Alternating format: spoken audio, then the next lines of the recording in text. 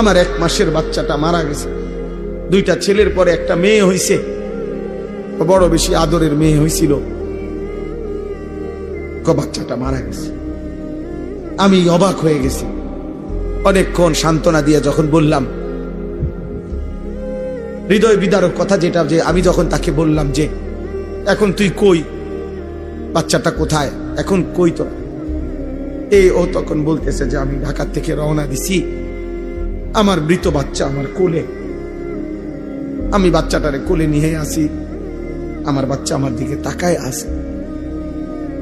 আচ্ছা ভাবেন তো, 1 মাসের এই বাচ্চা কোলের যেই বাবা, সেই ঢাকা থেকে লাকসাম পর্যন্ত আসছে, তেমন মৃত বাচ্চা 1 মাসের কোলে নিয়ে এই বাবার কলিজায় তখন কেমন অবস্থা হয়েছে।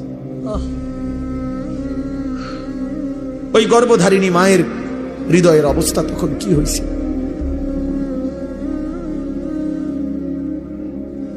তাইলে বন্ধু আমার, দোস্ত আমার, সাথী আমার, এই মোবাইল নিয়ে তোমরা এমন শুরু করছো কেন?